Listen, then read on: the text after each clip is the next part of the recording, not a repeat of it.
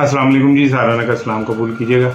अमरीकी बूढ़े ने ये जो जिसको अपना नाम तक याद नहीं रहता, नफसियाती मरीज़ जो है जो बाइडन, जिस तरह उसने आज पाकिस्तान को ललकारा है और जिस तरह हमारे एटमी प्रोग्राम के ऊपर उसने कमेंट्स किए हैं और पाकिस्तान के लिए कहें कि ये बहुत ख़तरनाक मुल्क है, इससे हमें ये बात समझ लेनी चाहिए कि अमरीका, इसराइल, भारत हमसे एक्चुअली चाहते क्या है।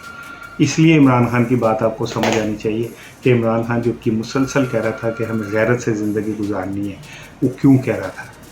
आज उसे अमरीकी बुढ़े को, जो बाइडन को नज़र आ रहा है कि पाकिस्तान एक ख़तरनाक मुल्क है।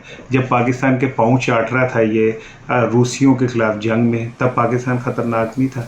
जब अफ़गानिस्तान में ये जंग हार रहे थे और पाकिस्तान के आगे आके बिछ गए थे, लेट गए थे, तब पाकिस्तान ख़तरनाक नहीं था। आज पाकिस्तान के एटमी प्रोग्राम इन्हें ख़तरनाक नज़र आ रहा है। चेरनोबिल में जो कुछ हुआ रूस के एटमी रिएक्टर में, वो दुनिया को याद नहीं है। अभी ये 1 साल पहले भारत में कैलिफोर्नियम जो एटमी मवाद है वो चोरी करके बेचते हुए 2 अफराद गिरफ्तार हो गए। दुनिया को समझ नहीं आई कि भारत का निज़ाम कितना कमज़ोर है, जहाँ 2 बंदे जाके एटमी मवाद चोरी करके बेच सकते हैं। अभी ये 6, 7, 8 माह पहले जो एटमी मिज़ाइल पाकिस्तान में गलती से आके गिरा, उससे भारत के कमांड और कंट्रोल सिस्टम का समझ आ जाती है कि कितना कमज़ोर है। लेकिन अफसोस की बात यह है कि दुनिया जो है उसकी नज़र सिर्फ पाकिस्तान पे और पाकिस्तान को घेरा जा रहा है। पाकिस्तान को अगले साल $40 बिलियन की ज़रूरत होगी, जो पाकिस्तान के पास नहीं है, और पाकिस्तान को फिर डिक्टेट किया जाएगा कि वो एटमी प्रोग्राम रोल बैक करे। अब ये पूरी कौम का इम्तहान है, पूरी कौम पाक फ़ौज के पीछे खड़ी है, और हम चाहे कुछ भी हो जाए। जुल्फ़िकार अली भुट्टो ने कहा था, शहीद ने, कि हम 1000 साल तक भूखे रह लेंगे लेकिन हम एटमी प्रोग्राम, अपना एटम बम ज़रूर बनाएंगे।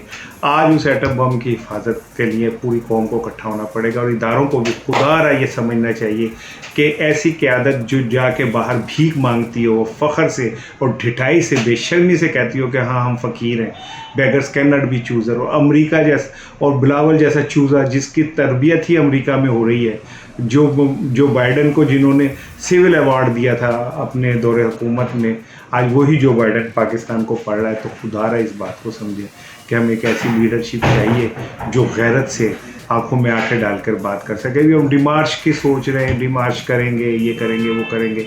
आज आपको याद आ गया इमरान की फिर बातें कि अमेरिका किस तरह पाकिस्तान में मुदाखलत करता है, किस तरह वो पाकिस्तान की जो ज़िंदगी है उसके फ़ैसले करने की कोशिश करता है। और सिर्फ इसलिए कि ये जो भिखारी हमारे ऊपर ला के बिठा दिए गए, पूरी कौम को इस पर रद्द-ए-अमल देना चाहिए। पूरी कौम को एक प्लेटफॉर्म पे इकट्ठे होना चाहिए और पूरी दुनिया को ये बताना चाहिए कि दुनिया का अमन हमारी वजह से नहीं, अमेरिका की वजह से ख़तरे में है। उसने हिरोशिमा नागासाकी पे एटम बम फेंके, हज़ारों लाखों लोगों की ज़िंदगियाँ तबाह की। आज भी वहाँ पे अंडे जो है नीले मुर्गियाँ देती हैं, क्योंकि जो ज़मीन में ताबकारी असरात हैं वो अभी तक मौजूद हैं। मैं खुद जापान होके आया हूँ, मैं देख के आया हूँ। क्या इराक़ के अंदर झूठ बोल के उसने लाखों मुसलमानों को नहीं मारा? मिस्र में नहीं मारा, लीबिया में नहीं मारा, अफ़गानिस्तान में नहीं मारा, कौन शाम में नहीं मारा? कौन सा मुल्क है जहाँ पे अमेरिका ने अपनी बदमाशी नहीं दिखाई? कौन सा मुल्क है जहाँ पे अमेरिका ने अपने ताकत के ज़ोम में लोगों की ज़िंदगियों को तबाह नहीं किया?